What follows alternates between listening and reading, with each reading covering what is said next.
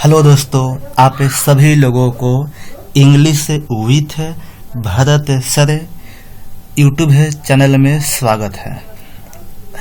I hope आप सभी लोग अच्छे होंगे। आप लोगों का पढ़ाई लिखाई अच्छी प्रकार से चल रहा होगा। अब हम लोग आते हैं अपने काम के बात पे।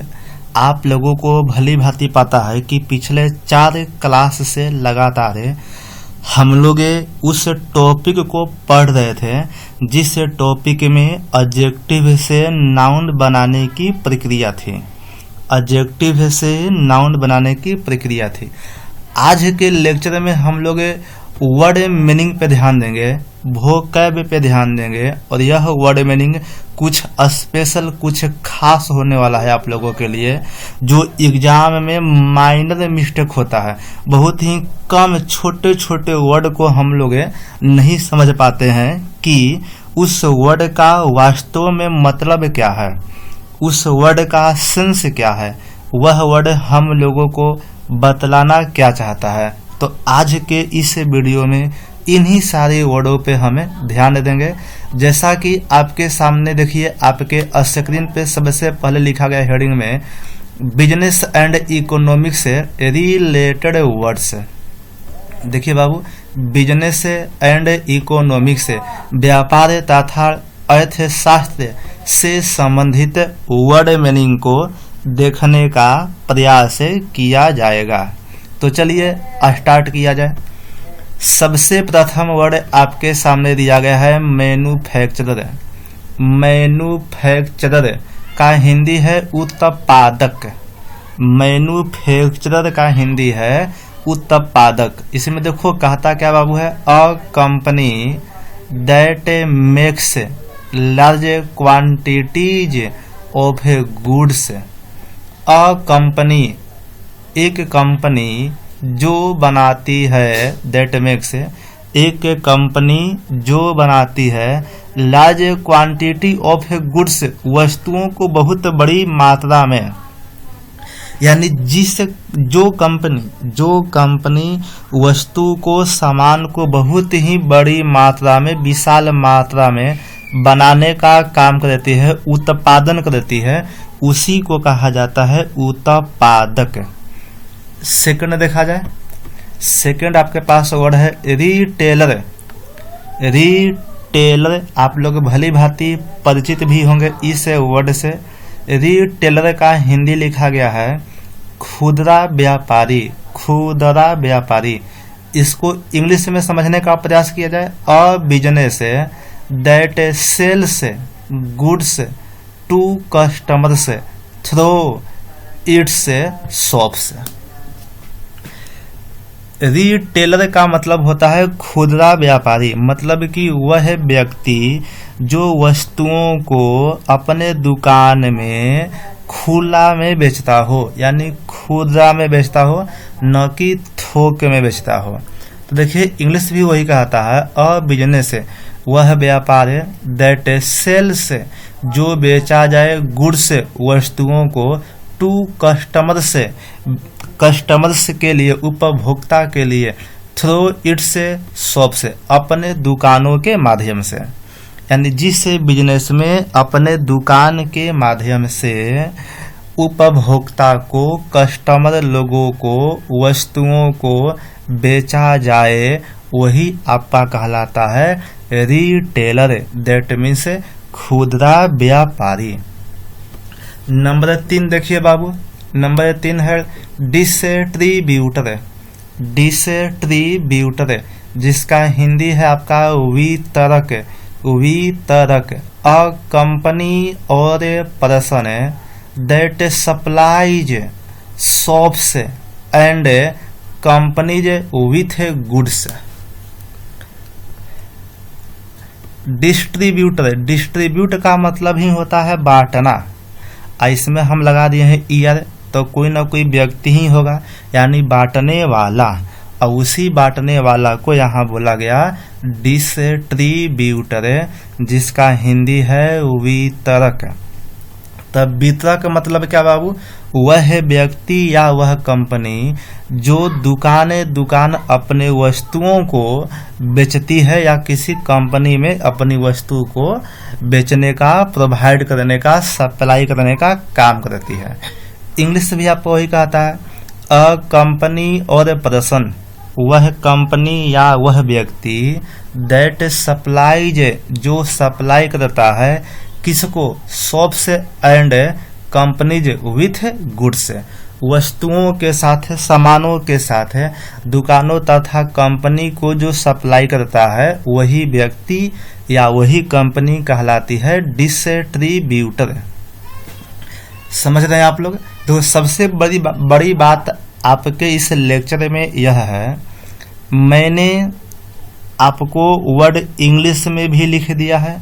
इस इंग्लिश वर्ड का हिंदी क्या होगा वह क्वेश्चन में हिंदी दे दिया गया है।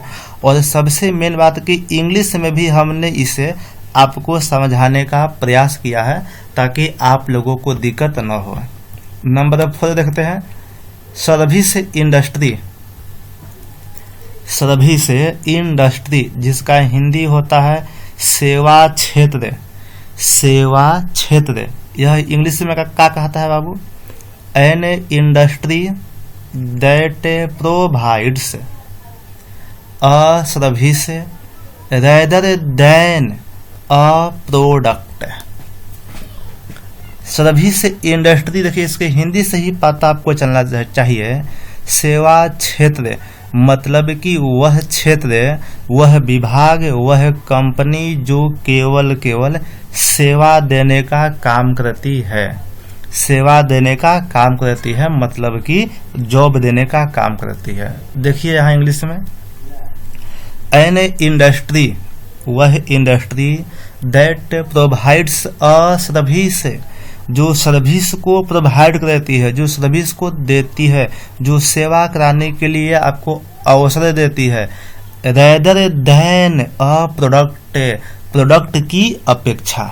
इसका मतलब क्या हुआ, मतलब कि वह कंपनी जो अपने प्रोडक्ट को उत्पादन करने के बजाय लोगों को काम दे, लोगों को सेवा दे, वही कहलाता है सर्विस इंडस्ट्री। नंबर 5 बाबू है फाइनेंस कंपनी। फाइनेंस कंपनी जिसका हिंदी आपके पास है वित्तीय कंपनी। फाइनेंस का मतलब होता है वित्तीय, आप जानते भी होंगे। कंपनी हो गया। अब देखो ये कहना क्या चाहता है, a company that lends money specially to business. A company that वह कंपनी जो लेंड्स मनी पैसा उधार देती हो। लेंड LEND, लेंड का मतलब होता है उधार देना। देखिए अ कंपनी वह कंपनी दैट लेंड्स जो पैसा उधार देती है, स्पेशली टू बिजनेस खास रूप से व्यापार करने के लिए। तो जो कंपनी व्यापार करने के लिए पैसा उधार देती है उसी को कहा जाता है फाइनेंस कंपनी, वित्तीय कंपनी। नंबर 6 देखिए, आप ये सभी के सभी वर्ड 20 वर्ड इसमें है, 20 वर्ड है, आप अंत तक अवश्य देखें क्योंकि आपको वर्ड मीनिंग याद भी होगा। इस वर्ड को आप बारीकी से अच्छी प्रकार से समझ भी लोगे। इस वर्ड का क्या मतलब होता है वह आपको अच्छा से क्लियर भी हो जाएगा, जो बाद में आपको एग्जाम में दिक्कत ना हो। नंबर 6 है कॉर्पोरेशन। कॉर्पोरेशन का हिंदी आपके पास है निगम। कॉर्पोरेशन का हिंदी है निगम। देखिए क्या कहता है, अ बिग कंपनी और a group of a companies working together as a single organisation. देखिए बाबू, कॉर्पोरेशन क्या कह दिया, निगम है। यह देखो क्या कहता है, अ कंपनी और अ ग्रुप, एक बड़ा कंपनी या एक बड़ा ग्रुप है, ऑफ है कंपनीज कंपनियों का, कंपनियों में से। देखिए ऑफ का मतलब में से, कंपनियों में से एक वैसा बड़ा कंपनी या ग्रुप है वर्किंग टुगेदर जो साथ में काम कर रहा हो as a single organisation, as a single organisation, लेकिन वह एक अकेला एक कंपनी हो, अकेला एक संस्था हो। मतलब कि कंपनियों में जो कंपनी बहुत से हैं तो सब तो साथ मिल के काम करते हैं, लेकिन उन कंपनियों में से ऐसा कोई कंपनी, बड़ा कंपनी या ऐसा कोई ग्रुप है जो सिंगल संस्था के रूप में काम करता है, उसी को कहा गया कॉर्पोरेशन। नंबर 7 आपके पास है कॉर्पोरेट। कॉर्पोरेट जिसका हिंदी है निगम से संबंधित, कॉर्पोरेट जिसका हिंदी है निगम से संबंधित। देखिए क्या कहता है, अ बिलोंगिंग और relating to a large company और कॉर्पोरेशंस। अ बिलोंगिंग और रिलेटिंग जो संबंध रखता है टू अ लार्ज कंपनी और कॉर्पोरेशन से, एक बड़े कंपनी तथा निगमों से। तो जो निगमों तथा बड़े कंपनी से संबंध रखते हैं, उसके साथ जुड़े रहते हैं, तो उसी को कहा जाता है कॉर्पोरेट, निगम से संबंधित। नंबर 8 हम लोगों के पास है पेरेंट कंपनी, मूल कंपनी। पेरेंट कंपनी, पेरेंट का मतलब वास्तविक यहाँ पे, तो मूल company the company that controls a smaller company or organisation. Parent company बाबू क्या कहता है, इसका हिंदी हो गया मूल कंपनी। मतलब कि वह कंपनी जो छोटे कंपनी तथा संस्था को कंट्रोल करता है, नियंत्रण में रखता है, उसी को कहा जाता है पेरेंट कंपनी। आप देख भी सकते हैं द कंपनी दैट कंट्रोल्स, वह कंपनी जो नियंत्रण करता है, a smaller company or organisation, एक छोटा कंपनी तथा संस्था को। नंबर 9 देखा जाए सिस्टर कंपनी। सिस्टर कंपनी का हिंदी है अधीनस्थ कंपनी, अधीनस्थ कंपनी। वन ऑफ टू और more companies that are owned by the same parent company.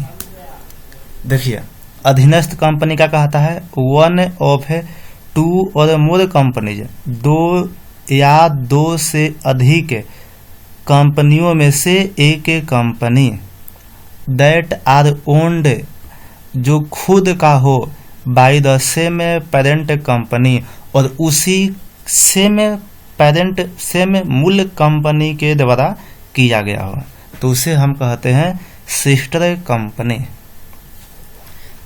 अब आते हैं नंबर 10 एफिलिएट। बहुत अच्छा वर्ड है ये, बहुत आपका वर्ड कन्फ्यूजन करने वाला है और ये एग्जाम में कभी कभी बहुत बार पूछे जाते हैं वन वर्ड सब्स्टिट्यूशन में। देखिए एफिलिएट, एफिलिएट का हिंदी है बड़ी कंपनी द्वारा संचालित छोटी कंपनी, बड़ी कंपनी द्वारा संचालित छोटी कंपनी। इसका इंग्लिश में क्या कहता है a small company or organisation that is connected with or controlled by a large one. आप लोग समझ गए होंगे यह क्या कहना चाहता है ना छोटू। तो देख लिया जाए, देखिए तो अ small company, a small company or organisation एक छोटा कंपनी तथा संस्था, दैट इज कनेक्टेड जो आपका कनेक्टेड है, विथ और कंट्रोल्ड जो कनेक्टेड भी है, with or controlled by a large one एक बड़े कंपनी के द्वारा, एक बड़े कंपनी के द्वारा वह जुड़ा हुआ हो या उसके नियंत्रण में हो, तो उसी छोटी कंपनी को यहाँ बात बोला गया है। मतलब स्पष्ट है, एक बड़ा कंपनी के द्वारा जब छोटे कंपनी का नियंत्रण होता है, देखभाल होता है, उसका संबंध होता है, तो उसे हम कहते हैं एफिलिएट। क्लियर है? कहाँ चला गया?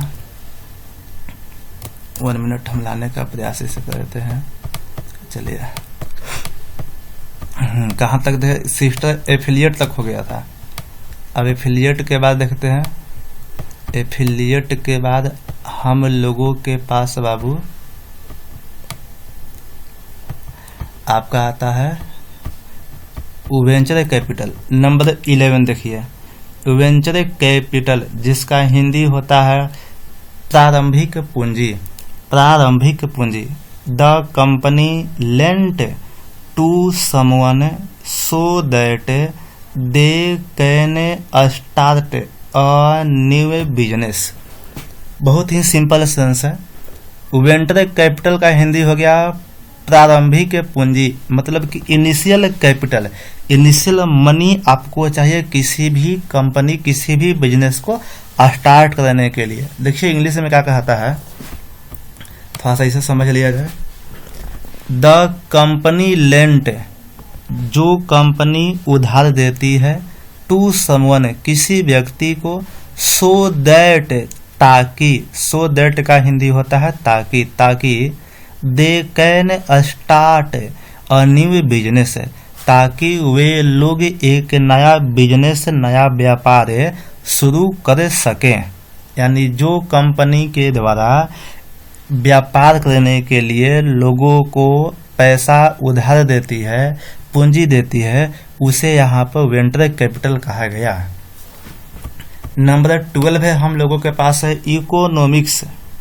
इकोनॉमिक्स जिसका हिंदी होता है अर्थशास्त्र। Study of the method in which money and goods are produced और यूज्ड। इकोनॉमिक्स का हिंदी हो गया, इकोनॉमिक्स हिंदी है अर्थशास्त्र। क्या कहता है छोटू? Study of the method, method का अध्ययन, तरीका का अध्ययन, इन विच जिसमें मनी एंड गुड्स, जिसमें पैसा तथा वस्तुओं को, आर प्रोड्यूस्ड और यूज्ड, जिसमें पैसा तथा वस्तुओं को उत्पादन किया जाता है या उसका यूज किया जाता है, उसका प्रयोग किया जाता है। मतलब कि वह स्टडी जिसमें हम पैसा या किसी भी वस्तु का उत्पादन कर सकते हैं या उसका प्रयोग करते हैं, वही आपका है इकोनॉमिक्स। और नंबर 13 वर्ड इसी से मिलता जुलता है, इकोनॉमी। इकोनॉमी जिसका हिंदी है आपके सामने अर्थ प्रबंधन। अर्थ प्रबंधन। One who studies the method in which money and goods are used and produced. बात को ध्यान से समझिएगा। इकोनॉमी अर्थ प्रबंधन। वन हु वह व्यक्ति जो स्टडी करता है मेथड का जिसमें मनी एंड गुड्स, जिसमें पैसा और वस्तुओं का प्रयोग भी होता हो और उसके साथ साथ उत्पादन भी होता हो। यहाँ पे दोनों चीज आप देख दो, यूज्ड एंड प्रोड्यूस्ड, जबकि इसके पहले में और है, देखिए प्रोड्यूस्ड और यूज्ड।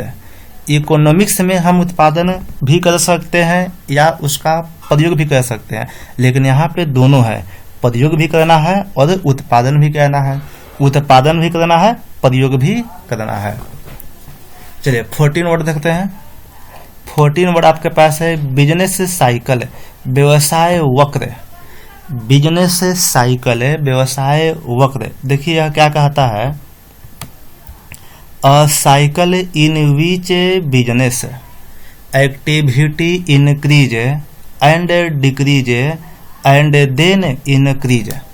देखिए नाम में है बाबू साइकिल, तो साइकिल मतलब कहीं ना कहीं एक चक्र चलेगा, एक आपका वक्र सर्किल के टाइप का होगा, तो ही यहाँ पर बोला गया है अ साइकिल इन विच, एक साइकिल एक वक्र एक चक्र जिसमें बिजनेस एक्टिविटी व्यापार जो सक्रियता है वह इंक्रीज होती है फिर डिक्रीज होती है। मतलब कि व्यापार की सक्रियता बढ़ती है, घटती है, एंड देन इंक्रीज, और घटने के बाद पुनः बढ़ती है, तो उसे ही कहा गया है बिजनेस साइकिल।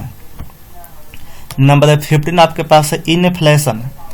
इन्फ्लेशन का मतलब होता है मुद्रास्फीति। बहुत मेन बात यहाँ पे है, ये आपके जीके में भी कंपटीशन में पूछे जाते हैं। मुद्रास्फीति का होता है, मंदी का होता है, आगे जितने वर्ड आप देख रहे हो ये सभी के सभी आप सभी लोगों के लिए बहुत बहुत मेन वर्ड मीनिंग है। तो इन्फ्लेशन का हिंदी हो गया मुद्रास्फीति। देखिए इंग्लिश का कहता है the continuous increase in prices or the rate at which price increase.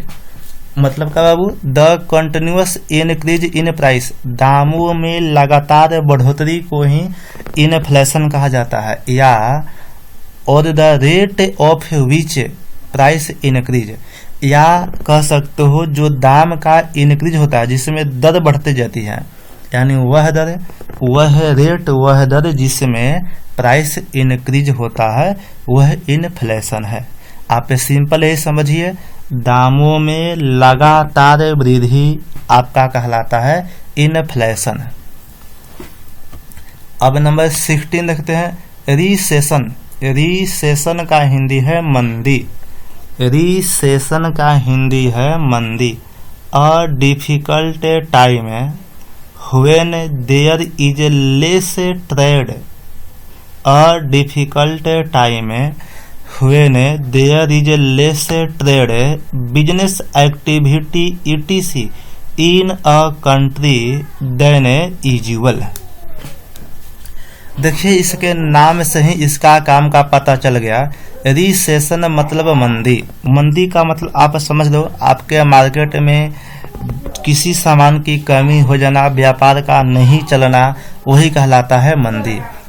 देखिए यहाँ पे अ डिफिकल्ट टाइम, एक कठिन समय, हुए न जब, देयर इज लेस ट्रेड, जहाँ पर व्यवसाय कम होता है, बिजनेस एक्टिविटी, जहाँ पे बिजनेस की सक्रियता कम होती है, इन अ कंट्री, किसी भी एक कंट्री में, देन यूजुअल, प्रयोग करने की अपेक्षा। इसका मतलब क्या हुआ, जिस कंट्री में मंदी से पहले जो चीज है या जितने भी व्यापार व्यवसाय थे, जिस रफ्तार से उनका व्यापार चल रहा था, तो मंदी में वही वस्तु, वही जो सामान होते हैं उस रफ्तार से व्यापार नहीं करते हैं, तो ही आपका कहलाता है रिसेशन यानी मंदी। अब आते हैं नंबर 17 में करेंसी। करेंसी दैट मीन्स मुद्रा, द सिस्टम और type of a money that a country uses. Currency का हिंदी है मुद्रा। द सिस्टम और टाइप ऑफ मनी, पैसा का प्रकार या पैसा का जो सिस्टम है, दैट अ कंट्री यूजेज, जो कंट्री प्रयोग करता है, यानी कोई भी देश पैसे के प्रकार को, निम्नलिखित प्रकार को जो उपयोग करता है वही कहलाता है करेंसी। इसके बाद 18 नंबर में देखिए क्या है, फिस्कल। फिस्कल का मतलब होता है वित्तीय। फिस्कल का हिंदी होता है वित्तीय। Related to money, taxes, debts etc that are owned and managed by the government. बहुत अच्छा सेंस यहाँ दिया गया बाबू। फिस्कल दैट मीन्स वित्तीय। देखिए वित्तीय क्या है, ये सब इकोनॉमिक्स वर्ड है, बहुत आपके टफ वर्ड यहाँ पर हमने लिया है। Related to money, taxes and debts, पैसा, टैक्स तथा जो ऋण के से संबंधित, पैसा, टैक्स और ऋण से संबंधित, दैट आर ओन्ड, जो खुद का अपना हो, लेकिन and managed by the government, लेकिन सरकार के द्वारा उसे व्यवस्था किया जाए, तो ही कहलाता है वित्तीय। इसका मतलब भी हुआ पैसा आपका है, टैक्स आप दे रहे हो, ऋण भी आप दे रहे हो, लेकिन उन सभी पे व्यवस्था, उन सभी का मैनेजमेंट सरकार के द्वारा किया जा रहा है, वही है फिस्कल यानी वित्तीय। अब देखो 19 वर्ड और 20 वर्ड बहुत इम्पोर्टेंट है। Gross domestic product, gross domestic product Hindi है सकल घरेलू उत्पाद, सकल घरेलू उत्पाद। देखिए यह क्या कहता है, the total value of all goods and services produced in a country in 1 year. The total value of all goods and services produced in a country in 1 year. किसी एक देश में, बाबू एक मिनट था सर, रुकिए, देखिए किसी एक देश में एक साल में किसी भी देश में सभी वस्तुओं तथा सेवाओं का जो टोटल वैल्यू होता है, सभी वस्तुओं तथा सेवाओं का जो टोटल वैल्यू होता है वही कहलाता है ग्रोस डोमेस्टिक प्रोडक्ट। लेकिन हर एक साल में किसी एक देश का होना चाहिए। आप सभी के सामने अंतिम वर्ड 20 है, ग्रोस नेशनल प्रोडक्ट, सकल राष्ट्रीय उत्पाद। राष्ट्रीय थोड़ा सा यहाँ टाइपिंग करने हमको वर्ड नहीं आ रहा था, इसलिए राष्ट्रीय को हमने गलत लिखा है, आप लोग समझ लीजिएगा। देखिए ग्रोस मतलब हो गया सकल, नेशनल मतलब राष्ट्रीय, प्रोडक्ट मतलब उत्पाद। तो मेरे भाई ग्रोस नेशनल प्रोडक्ट का हिंदी है सकल राष्ट्रीय उत्पाद। ये क्या कहता है, the total value of all the goods produced in a country usually in a single year. यहाँ पर आप देख पा रहे हो, एक साल में किसी देश में यूजुअली जितने भी आपके वस्तु प्रोड्यूस की जाते हैं, और उन सभी प्रोड्यूस्ड वस्तुओं का जो टोटल वैल्यू होता है वही कहलाता है सकल राष्ट्रीय उत्पाद, वही कहलाता है सकल राष्ट्रीय उत्पाद। देखिए इसमें केवल आपको ध्यान देना है गुड्स पे यानी वस्तु पे, लेकिन यहाँ पर देखिए सर्विस भी था। ग्रोस डोमेस्टिक में सर्विस पे भी ध्यान देना था, लेकिन ग्रोस नेशनल में केवल हमें गुड्स पे ही ध्यान देना है। तो एक साल में किसी देश में जो अक्सर सभी उत्पादित वस्तुओं का जो टोटल वैल्यू होता है वह कहलाता है राष्ट्रीय, सकल राष्ट्रीय उत्पाद। लेकिन एक साल में किसी देश में जो सभी वस्तुओं या सभी तथा सभी सेवाओं का जो टोटल वैल्यू होता है वह कहलाता है सकल घरेलू उत्पाद। तो इस प्रकार से बिजनेस तथा इकोनॉमिक्स से संबंधित बहुत ही शानदार वीडियो आप सभी के सामने होते हैं समाप्त। आप इस वीडियो को अच्छे से समझ पाए होंगे, मैंने भी समझाने का आपको प्रयास किया है।